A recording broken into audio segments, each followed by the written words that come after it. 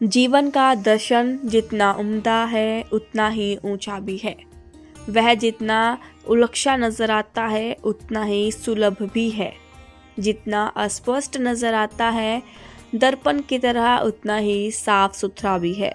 जितना रहस्यमय नजर आता है उतना ही आंखों के समक्ष स्पष्ट भी है।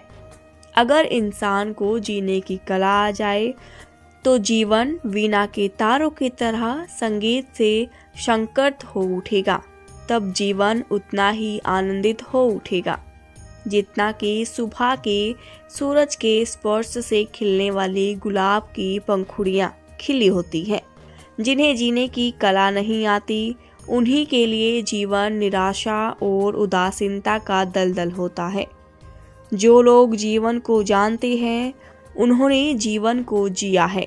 वो भली भांति जानते हैं कि जीवन संगीत, सौंदर्य और आनंद से परिपूर्ण होता है। अगर किसी व्यक्ति के जीवन में संगीत नहीं है, हम यही मानकर चलें कि वह व्यक्ति बधिर है। अगर किसी व्यक्ति के जीवन में सौंदर्य नहीं है तो वह अवश्य ही दृष्टिहीन है। अगर कोई व्यक्ति जीवन से आनंदित नहीं है तो वह निश्चित ही हृदय से वंचित है। एक बहुत प्यारे दार्शनिक हुए जिनका नाम था अरस्तु। उनके जीवन की यह विशेषता थी कि वह जानवरों, पशु पक्षियों की भाषा समझते थे। बहुत व्यक्ति उनसे यह भाषा समझना चाहते थे लेकिन अरस्तु इनकार कर देते थे। लेकिन एक बार उनका एक भक्त उनसे निवेदन करने लगा कि कृपया मुझे इस भाषा का ज्ञान दे। अरस्तु मना नहीं कर पाए। वह उसे भाषा का संकेत देने लगे। भक्त भाषा का ज्ञान लेकर बहुत खुश था क्योंकि उसके पास अनेक जानवर, पशु पक्षी थे। एक बार उसने सुबह सुबह मुर्गा और मुर्गी को सुना। वो कह रहे थे, हमारे मालिक के पास यह गधे हैं, यह कल मर जाएंगे।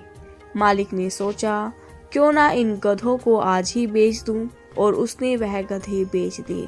अगले दिन उसने पता किया कि वह गधे मर गए। वह बहुत खुश हुआ। पशु पक्षियों के ज्ञान से उसे बहुत फायदा हुआ। दिन बीतते गए। एक दिन उसने सुना मुर्गा मुर्गी आपस में बात कर रहे थे कि लगता है इस बार मालिक को नुकसान हो जाएगा क्योंकि यह घोड़ा 2 दिन में मर जाएगा। मालिक ने वह घोड़ा भी बेच दिया। अगले दिन घोड़ा मर गया। फिर थोड़ा सा समय गुजरा। फिर उसने सुना जो मालिक के पास कई खच्चर हैं वह भी 2-3 दिन में मर जाएंगे।